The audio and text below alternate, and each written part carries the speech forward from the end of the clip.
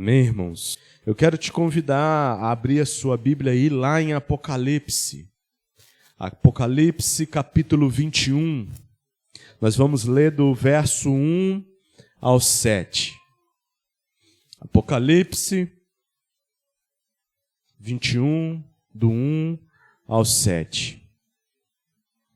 Esse livro escrito por João, quando ele estava exilado numa ilha chamada Ilha de Patmos, e ele tem visões de Deus, ele tem visões da glória, ele tem visões que ultrapassa tudo aquilo que qualquer ser humano já viu e já experimentou. E ele registra aquilo que o Espírito Santo quis que ele registrasse nas Escrituras. E nessa noite nós vamos ver o fim glorioso do povo de Deus.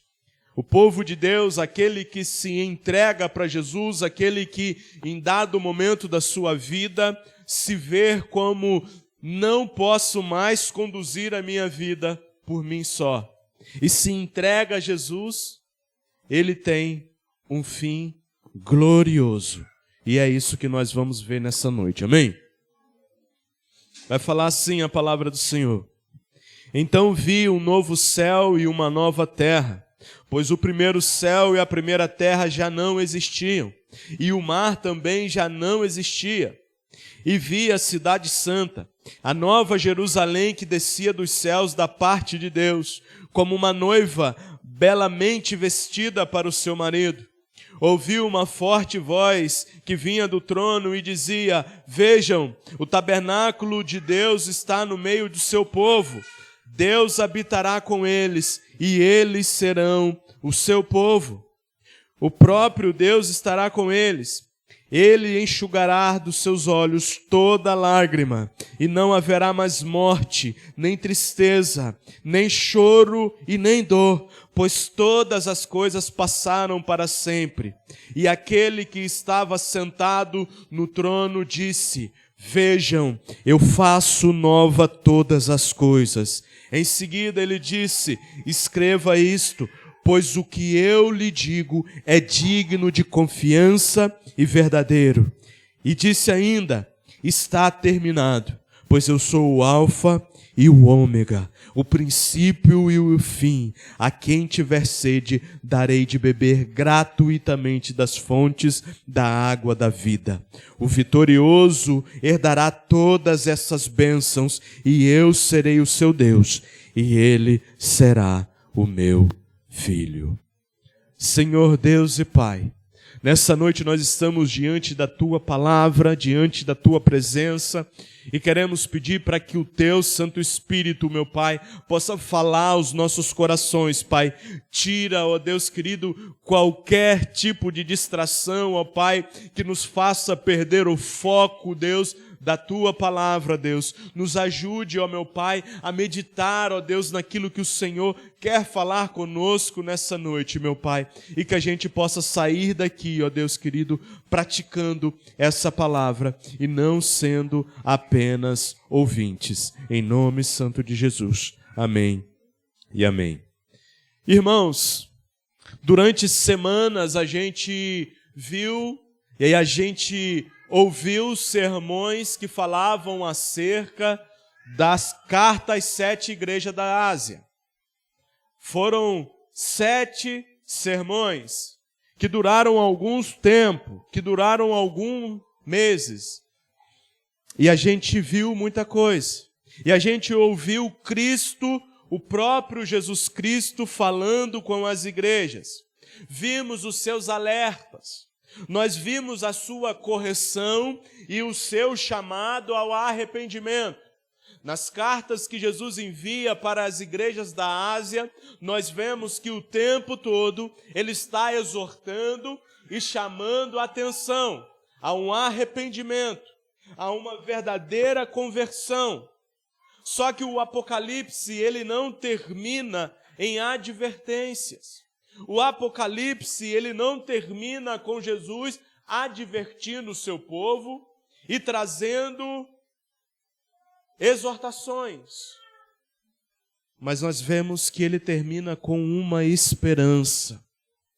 E é essa esperança que nos move, é essa esperança que precisa nos mover, é essa esperança que precisa encher os nossos corações de alegria, é essa esperança que precisa nos encher de um comprometimento com a palavra de Deus.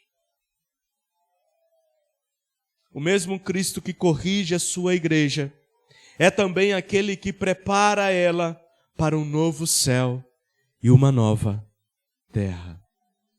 Um novo céu e uma nova terra é preparado para aqueles que de fato se entregaram completamente a Jesus.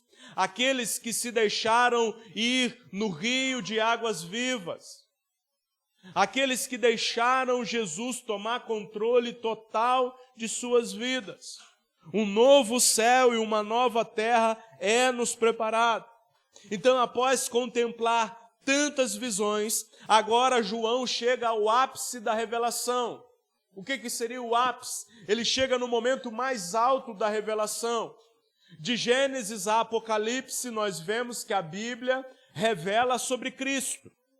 Ela mostra a criação, ela mostra a queda, ela mostra a redenção vinda por Jesus Cristo, e agora João pode falar o que virá a acontecer ainda. Nós vivemos agora num espaço de tempo onde nós estamos entre o já, mas o ainda não. O que isso significa, John Lennon? Jesus, ele já veio, ele já viveu nessa terra, mas ele ainda não completou a sua obra. E um dia ele vai completar essa obra, e João chega a esse ápice. A morte, o último inimigo, foi derrotado. O juízo final já aconteceu, quando João escreve isso, e o que resta é a consumação de todas as coisas, o cumprimento de toda a obra de Cristo, que está sendo relatado aqui. Deus renovará toda a ordem criada, para que ele se torne um lar perfeito para aqueles que, de fato, se entregaram a Cristo. Aonde o Cordeiro habitará para sempre com a sua noiva. Aonde Jesus Cristo e o trono de Deus estarão para sempre conosco. É isso que João está mostrando aqui, é isso que João está falando aqui. Aonde todos nós estaremos com Ele nos céus, aonde nós estaremos em uma nova cidade, a Nova Jerusalém. E é essa a nossa esperança. Passamos por tribulações, passamos por problemas, mas aqueles que permanecerem, eles estarão nessa cidade preparada por Deus. Aonde o próprio Deus habitará conosco. Ao olharmos para essa passagem, nós somos lembrados que nenhuma luta, nenhuma renúncia que nós fizemos, nenhum sofrimento enfrentado por amor a Cristo. E aí, quando eu estou falando por amor a Cristo, eu quero frisar isso. Porque muitas das vezes nós sofremos por causa de nossos pecados. Nós temos consequências do nosso pecado, mas nenhum sofrimento vindo por causa do nosso amor a Cristo, da nossa entrega a Cristo, será em vão. Por mais que muitas das vezes a gente passa por tantas coisas, e parece que Deus nos abandona, e parece que a nossa fé está sendo bombardeada. João mostra que tem uma esperança em Apocalipse. A Bíblia, ela termina com esperança. A Bíblia, ela não termina do nada. Apocalipse é uma esperança para nós. E é justamente essa esperança que nós encontramos nesse trecho. E João começa lá no versículo 1 e fala que viu um novo céu e uma nova terra. Olha o que ele fala. Então eu vi um novo céu e uma nova terra, pois o primeiro céu e a primeira terra já não existe, e o mar também já não existia. João, ele consegue ver o futuro. João, ele viu um futuro que ainda não tinha vindo. Nós estamos falando de uma visão sobrenatural que João teve e que ainda está por vir. Essa revelação que João traz para nós ainda não chegou, mas ela vai acontecer um dia aonde ela de fato vai acontecer, que é o dia do grande juízo, que é o dia da consumação de todas as coisas. A obra redentora de Cristo, ela terminará, ela culminará não apenas na glorificação da igreja. O que é isso? Não apenas nós seremos transformados, mas também uma renovação de toda a criação. Toda a criação vai ser renovada. Toda a criação será transformada. Desde a queda de Adão e Eva lá no Jardim do Éden, narrado lá em Gênesis, o primeiro livro, desde a queda, a natureza passou a sofrer a consequência do pecado do homem. Quando Deus expulsa Adão e Eva do Jardim do Éden, e ele traz uma condenação, ele traz uma consequência do pecado do homem sobre a natureza. E vai falar que a natureza agora, ela seria mais difícil do plantio, ela daria ervas daninhas, ela daria mato, ela daria pragas para destruir tudo, porque essa foi uma consequência do pecado humano que sujeitou a natureza.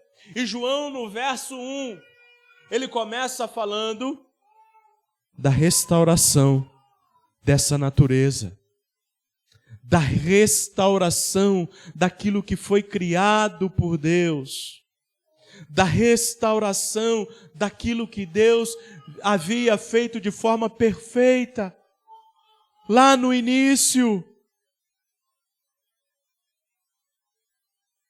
Aquilo que Deus criou para refletir a sua glória, também aguarda ansiosamente para que tudo seja plenamente restaurado. Irmãos, o que nós mais vemos são desastres naturais. Os nossos irmãos na Venezuela passaram por 2 terremotos grandíssimos, vulcão para todo lado. Num lugar é seca, no outro chove demais, está tudo em desequilíbrio na natureza. E a gente acha que isso é porque tem que ser, mas não, essa é a consequência do pecado do homem. Tanto daquele que sujeitou, no início de tudo, Adão e Eva, quanto nossa. Só a gente andar um pouco aí e ver quantas derrubadas tem. E o sol torrando.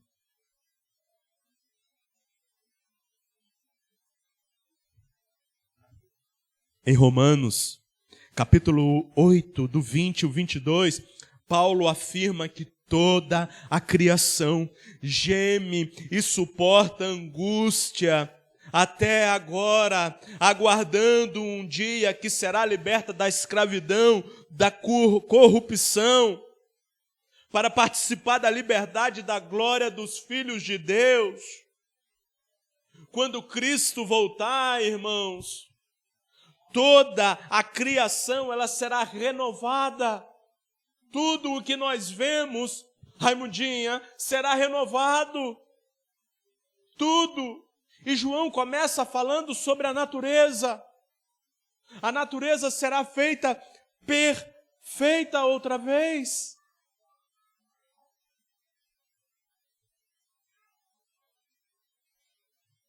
que é a corrupção do pecado será lançada fora. Quando Cristo voltar, o universo será completamente restaurado. Quando Cristo voltar, todo o universo será restaurado. Porque Deus, Ele criou todas as coisas perfeitas. Deus criou para que tudo fosse de forma perfeita.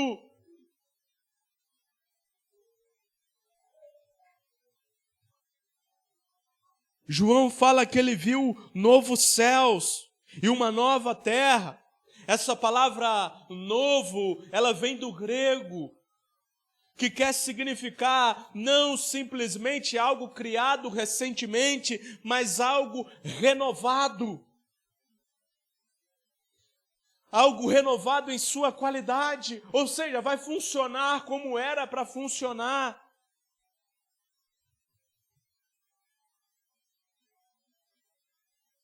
Completamente transformado.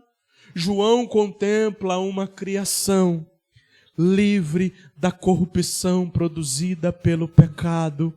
João olha e vê tudo feito novo, tudo renovado. João, ele olha e vê algo incrível. Você tem noção do que é isso? Porque a gente só está acostumado com a natureza já vivendo nessa corrupção por causa do pecado do homem. Agora imagina.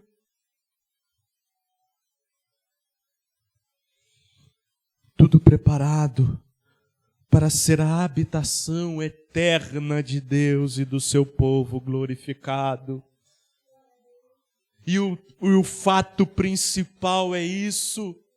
Não é tão somente pela natureza que vai ser renovada e perfeita, mas é porque nós estaremos com Deus.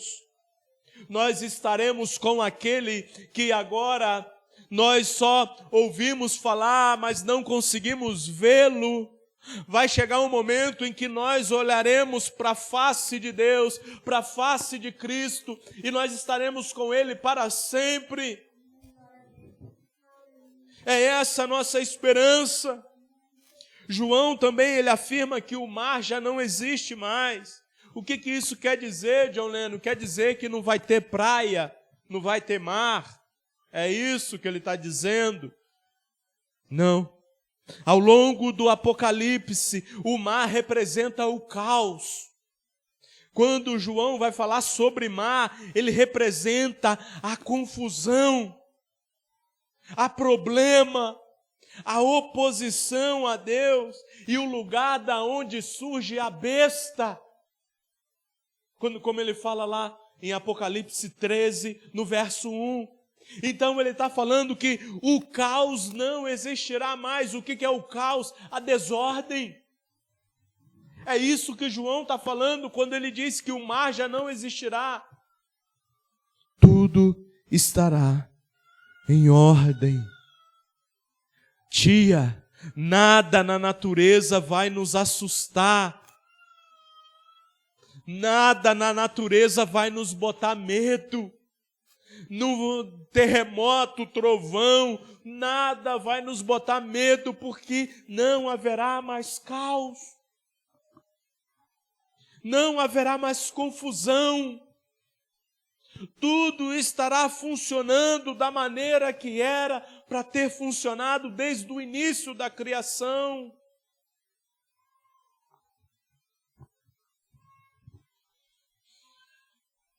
Mais do que uma descrição geográfica, essa imagem comunica que tudo aquilo que causava medo, tudo aquilo que causava separação, tudo aquilo que causa desordem, tudo aquilo que ameaçava o povo de Deus, desaparecerá para sempre.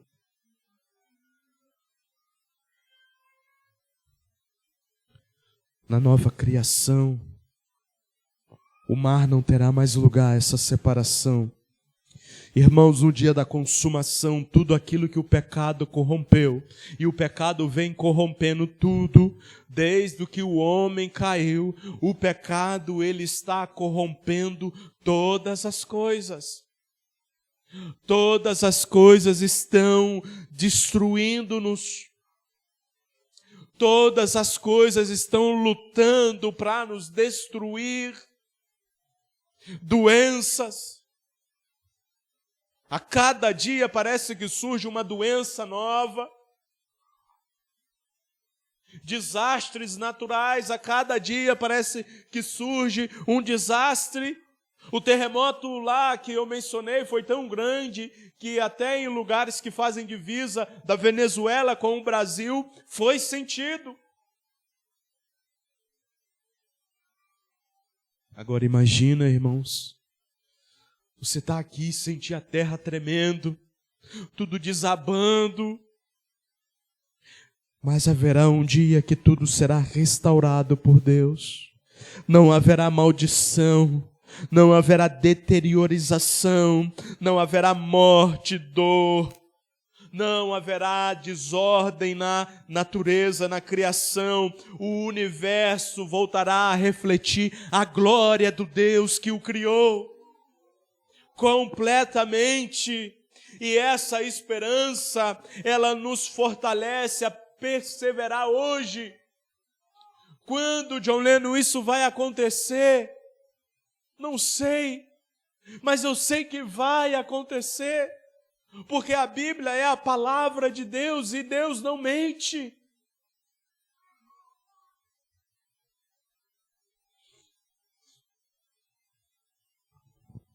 Nada do que passamos hoje aqui pode ser comparado com a glória que há de ser revelada naquele dia. Nada. O próprio Paulo fala sobre isso, de tantas aflições, de tantos problemas que ele passou por causa do Evangelho, e ele fala que as suas leves e momentâneas tribulações não era nada comparado com a glória que iria de ser revelada.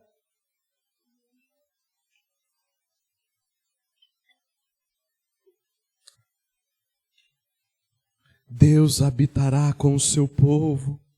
Olha só do verso 2 ao 4. E vi uma cidade santa, a nova Jerusalém que descia dos céus, da parte de Deus. Ela estava como uma noiva vestida, bonita, preparada para o seu marido. Ouviu uma forte voz que vinha do trono e dizia: vejam, o tabernáculo de Deus está no meio do seu povo. Deus habitará com eles e eles serão o seu povo. O próprio Deus estará com eles. E agora o verso que eu mais gosto, o verso de todas as Escrituras, aonde tudo faz sentido, dona Lita, aonde tudo aquilo que a gente passa faz sentido. Ele lhes enxugará dos olhos toda a lágrima, e não haverá mais morte, nem tristeza, nem choro e nem dor, porque todas essas coisas passaram para sempre. João contempla uma santa cidade, a nova Jerusalém que desce dos céus, da parte de Deus. Ela é apresentada como uma noiva no casamento. Aqueles casamentos onde o noivo fica esperando a noiva e ela vem de véu e grinalda, toda arrumada, toda maquiada. João, ele olha para a vinda da Nova Jerusalém, e a Nova Jerusalém estava como uma noiva, toda adornada, toda bonita, toda arrumada.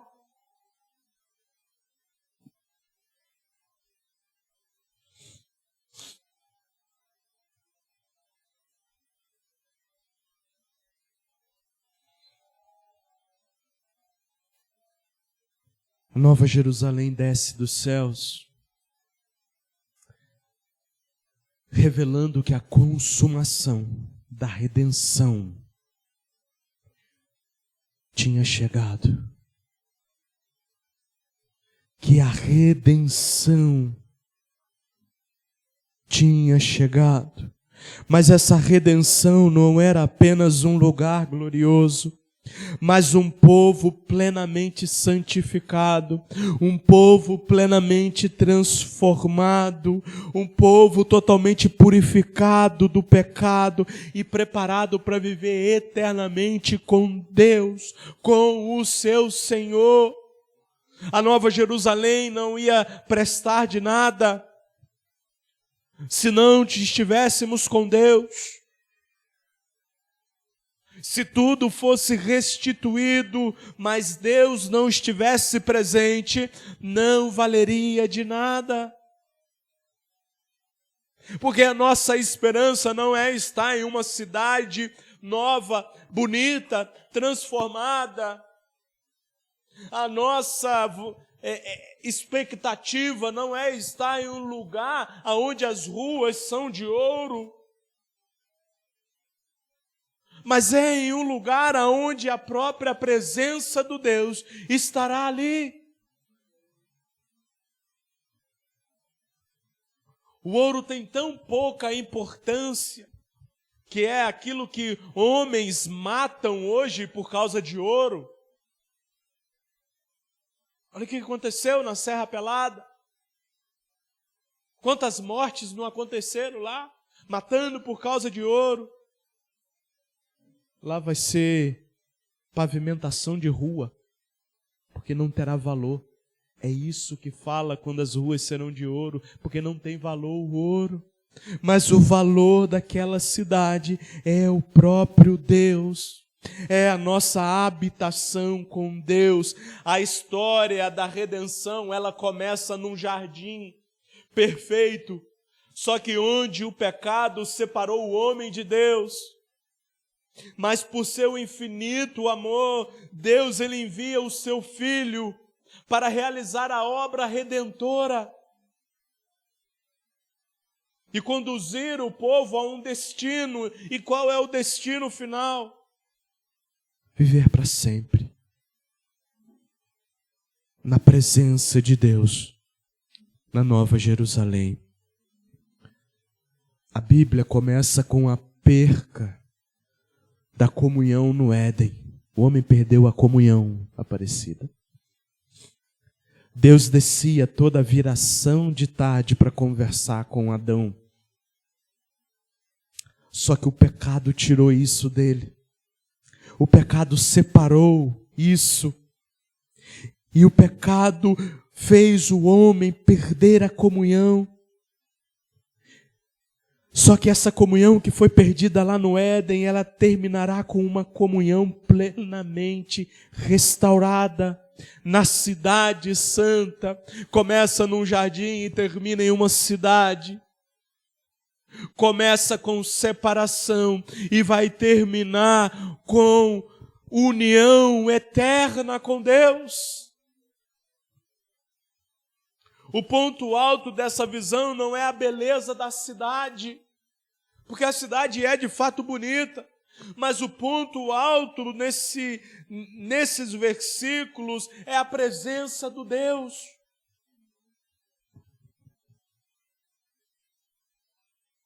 A presença daquele que, como eu falei, caminhou com Adão, habitou no tabernáculo no meio do povo, depois a sua glória foi vista no templo, depois ele habitou no nosso meio através de Jesus Cristo.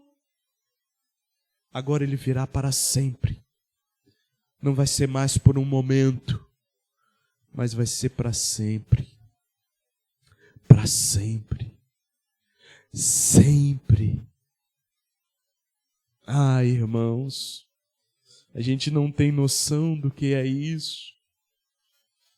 A gente não tem noção do que é o céu e a restauração e estar com Deus para sempre. Isso é algo grandioso. Isso é algo que nos faz pensar e refletir, porque de fato eu quero estar com esse Deus para sempre.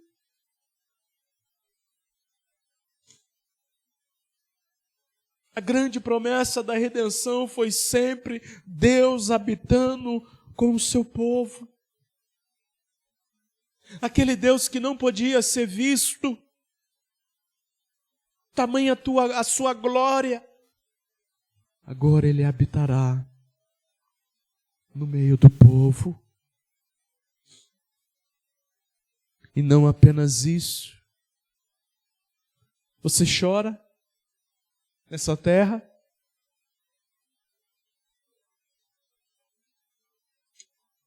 Você passa por problemas?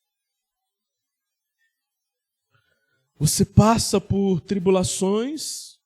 Talvez os únicos que não passam por problemas é a Raquel ali, ó. A Raquel não, perdão. A Luna, que está dormindo. Talvez o Yuri e a Júlia ainda não têm grande problema. Mas chora. Todos choramos. Todos passamos por dor. Só que Deus enxugará dos olhos toda lágrima. Todos nós passamos pelo sofrimento da perca de alguém e vamos passar.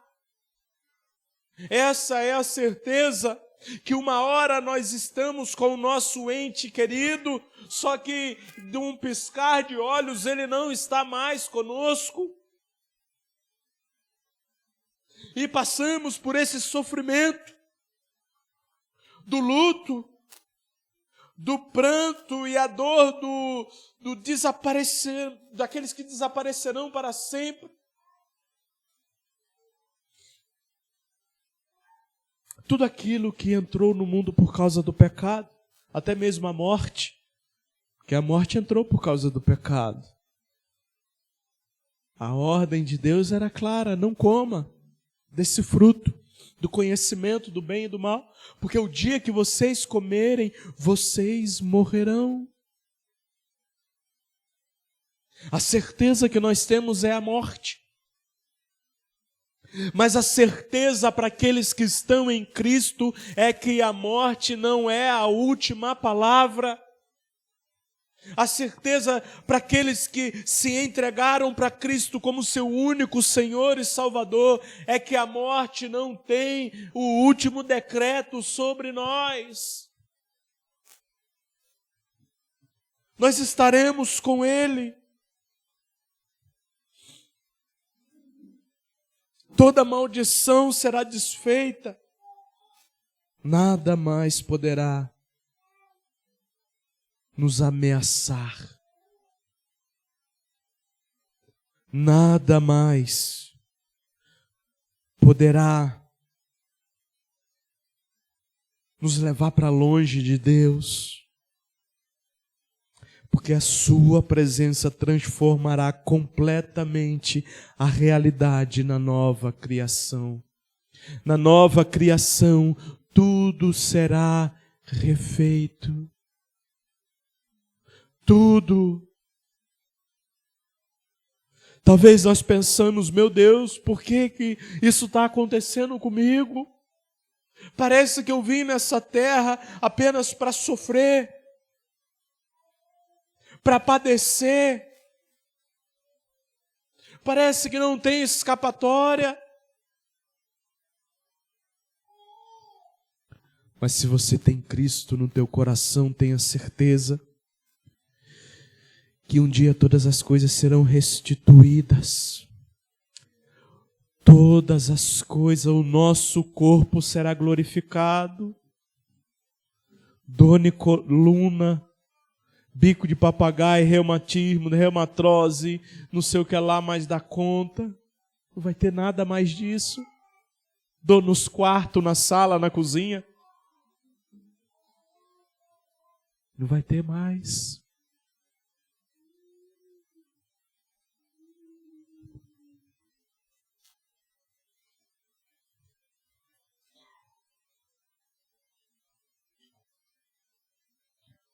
Todo aquele que permanece fiel a Cristo, mesmo enfrentando lutas. E o que é ser fiel a Cristo? Continuar caminhando na palavra de Deus, procurando viver uma vida em santidade, se arrependendo, depositando a sua esperança nele, mesmo enfrentando lutas, perseguições, sofrimentos nesse mundo.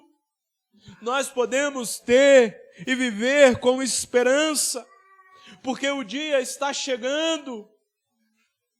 O dia que Jesus voltará está breve.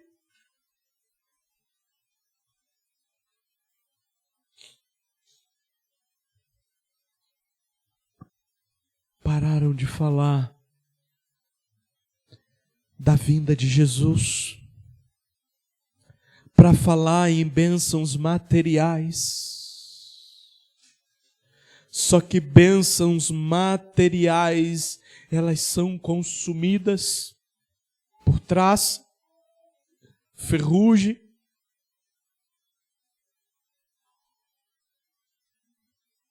Mas existe uma bênção duradoura, que é a restauração da nossa vida por inteiro. E essa restauração da nossa vida por inteiro só em Cristo Jesus.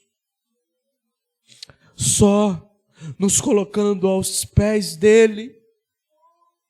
O dia está chegando e quem não haverá mais lágrima nem tristeza, porque nós estaremos para sempre na presença do Deus Todo-Poderoso, aquele que é a nossa fonte de alegria, aquele que é a nossa fonte de paz e da nossa vida.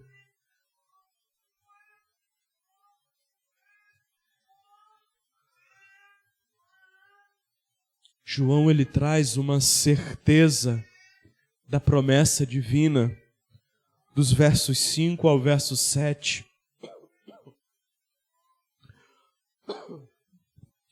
Ele vai falar o seguinte: e aquele que estava sentado no trono, ele disse: vejam, eu faço nova todas as coisas.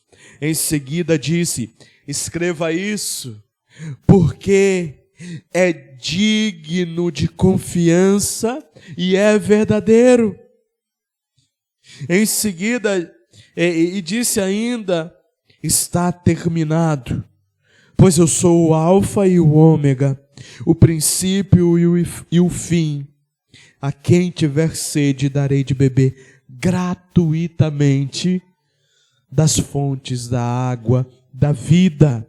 O vitorioso herdará todas essas bênçãos, e eu serei o seu Deus, e ele será o meu filho. A fonte da água da vida será nos dada de graça. Durante os séculos, a busca do homem foi pela eternidade, sabia? Os homens queriam viver para sempre. E muitos até fizeram grandes geladeiras para ser congelados, para conseguir no dia que descobrirem a vida eterna, aplicar nesses e eles viverem para sempre. Mas essa é uma ilusão. Essa é uma ilusão que vira até cena de filmes. Vários filmes mostram a busca pela vida eterna. Mas a vida eterna só existe em Jesus Cristo. Estão procurando em lugares aonde não podem achar. Estão procurando em lugares aonde não os dará. O homem nunca vai descobrir a vida eterna ou a fonte da juventude, que passa até em desenho do Pica-Pau. Quem já viu? O Zé Corubu engana o Pica-Pau, falando da fonte da juventude. Isso parece coisa de desenho, mas muitos já correram atrás disso. Mas a vida eterna só está em Jesus Cristo. Aquele que falou, eu sou o caminho, a verdade e a vida. Só por meio de Jesus Cristo. Depois de contemplar essa visão, porque até então João estava vendo, ele ouve o próprio Deus falar, e ele declara: eis que eu faço nova todas as coisas. Eu não estou fazendo novas só algumas coisas. Todas as coisas são feitas novas. A esperança do cristão está baseada no desejo ou na imaginação, mas na palavra daquele que é fiel e verdadeiro. A nossa esperança não está firmada apenas numa imaginação nossa ou no nosso desejo, mas na palavra daquele que afirmou tudo isso. E fala, escreva, porque essas palavras são dignas de confiança. Escreva isso, João, porque isso vai acontecer. É uma afirmação do Deus. Deus, ele não mente. Ele é a verdade. E nós podemos descansar nessa certeza porque o que ele prometeu, ele cumprirá. Aquilo que Deus um dia prometeu, ele cumprirá. E o que ele prometeu é: eu estou indo para o meu Pai, mas eu vou vos preparar um lugar. E na casa do meu Pai há muitas moradas. Se não fosse assim, eu não teria dito: crede em mim.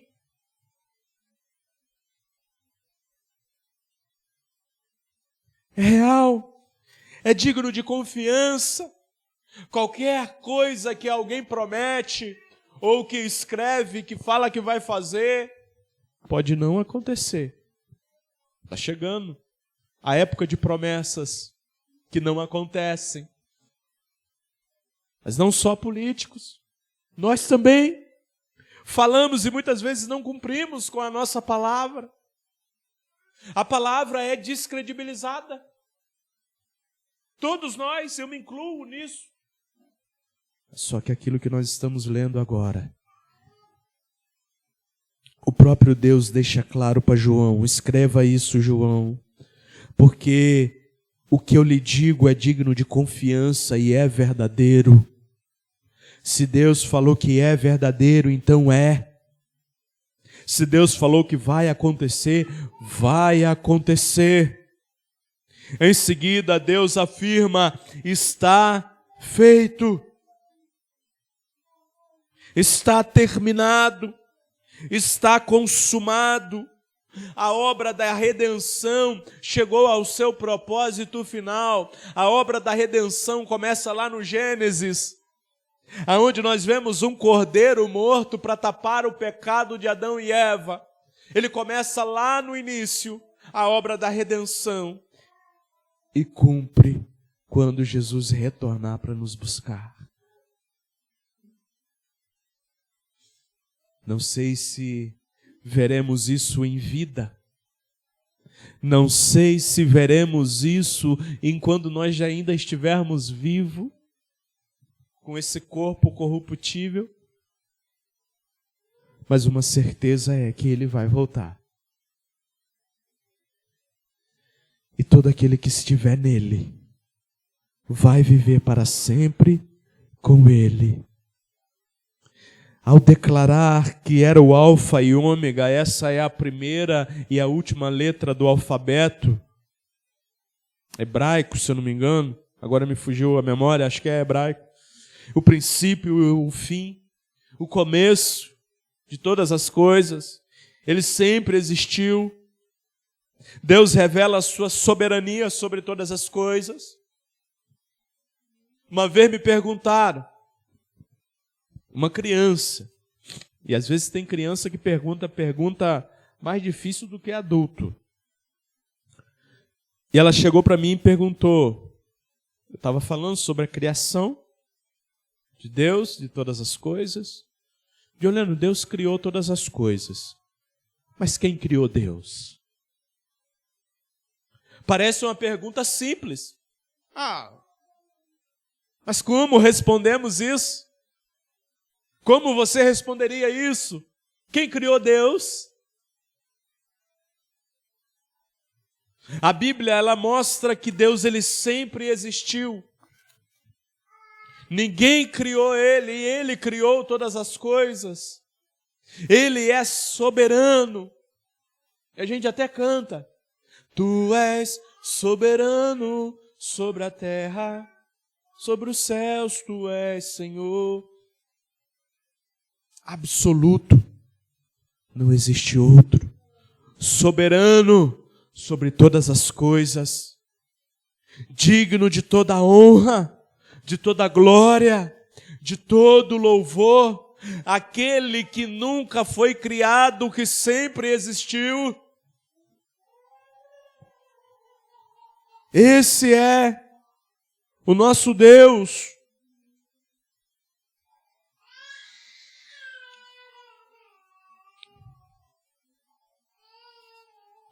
Esse é o Deus, Criador de todas as coisas, que conduz a história desde o início com o seu propósito. Nada pode impedir aquilo que Ele determinou que realizaria. Nada pode impedir, nada foge do controle dEle. A promessa, ela termina com um chamado aos vencedores. O vencedor herdará essas coisas. Que coisas? Um corpo glorificado, uma vida sem sofrimento, uma vida sem dor, uma vida junto com Deus, uma vida numa cidade preparada, a cidade celestial, a nova Jerusalém. Mas o principal de tudo, com aquele que nos fez, com aquele que nos criou, juntos eternamente, aonde nós viveremos e conheceremos Ele para sempre.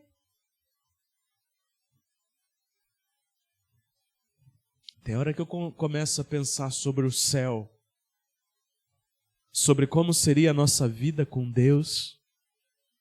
E eu começo a pensar, porque Deus me permite pensar, Ele me fez um ser humano pensante. Isso não está na Bíblia, mas eu começo a pensar. Acho que no céu nós vamos ter superpoder. Andar mais rápido. Atravessar a parede. Não sei como vai ser. Mas eu sei de uma coisa, eu quero estar lá para ver. Lá vai ser novidade. Um Deus eterno, todo-poderoso. Com a gente. A verdadeira vitória, ela não pertence aos mais fortes. Porque nessa terra é assim, não é? O mais forte ganha. Na terra é assim. Mas só que lá não é assim. É aqueles que permanecem fiéis. A lógica do Evangelho é aqueles que permanecem fiéis a Cristo até o fim. Até o fim. Então não desista. Não pare de crer em Jesus Cristo. Não pare de aguardar ansiosamente para que o dia onde nós estaremos com Ele chegue. Permaneça na palavra. Permaneça em Cristo Jesus. Porque esses que permanecerem receberão a herança eterna e desfrutarão da maior de todas as promessas. Sabe qual é a maior de todas as promessas? Eu lhe serei Deus e ele será filho. Aqui vemos a consumação definitiva da aliança entre Deus e o povo de Deus. Entre Deus e o seu povo. A aliança desde o início, ela se concretiza quando Cristo voltar. A aliança feita lá no jardim, quebrada pelo homem, passada por geração em geração. Abraão, Isaque, Jacó, Davi, Cristo. Nós estaremos com Ele para sempre. Nossa esperança não está nas circunstâncias desse mundo. Presta atenção, você não está, nossa esperança não pode estar neste mundo, nas circunstâncias, porque entra governante, sai governante e as coisas só pioram. As coisas só pioram. Mas a nossa esperança está nas promessas daquele que é fiel e verdadeiro. E o único fiel e verdadeiro é aquele que iniciou a boa obra em nós. E aquele que iniciou a boa obra em nós, ele é fiel para cumprir. Por isso vale a pena permanecer. Tem lutado para ser um cristão, para ser um verdadeiro crente, aquele que se deixa mergulhar no rio de água viva. Está sofrendo por causa disso? Tenha esperança, continue firme, continua vivendo em santidade, pois a vitória final pertence àqueles que permanecem em Cristo. E esse dá de beber da água da vida, de graça. Não há nada que nós fazemos, não há nada que nos faça digno, não há nada que nos faça aceitável, apenas a obra consumada de Cristo, aquele que vai voltar para nos buscar, aquele que vai voltar para nos resgatar da corrupção do pecado, aquele que deu a sua vida e derramou o seu sangue no madeiro, aquele que, como ele disse, é o alfa e ômega, o princípio e o fim. E isso nos traz esperança, isso nos traz refrigério, isso nos traz conforto, isso nos traz força para continuar na caminhada. Ah, Senhor Jesus, muito obrigado, Pai, porque a Tua palavra ela é verdadeira. Obrigado, Deus querido, porque o Senhor, ó Deus, um dia vai cumprir tudo aquilo que o Senhor prometeu, a vida eterna. O Senhor vai cumprir, ó Pai querido, a consumação e onde nós estaremos contigo para sempre. Viveremos de fato em Tua presença para sempre, Pai, num lugar onde não há tristeza, não há dor, não há choro. Nós estaremos contigo, ó Pai, e queremos de fato, ó Pai, viver isso. Por isso nos mantenha firme no vendaval, nos mantenha firme na tribulação, nos mantenha firme, Pai, quando nós pensarmos em desistir, porque nós queremos estar com o Senhor. Nós queremos estar contigo na cidade celestial. Nós queremos estar contigo para sempre, sempre e sempre, podendo desfrutar do Senhor completamente, Pai. Ah, Deus, nós queremos sim, Pai. Ah, Deus, se for preciso, ó Deus, nos balançar para acordarmos do nosso sono espiritual, faça isso, Pai. mas que a gente possa estar com o Senhor, mas que a gente possa estar contigo, Pai. Em nome de Jesus. Amém e amém. Glorificado seja o Senhor, irmãos. Irmãos, a nossa esperança é essa,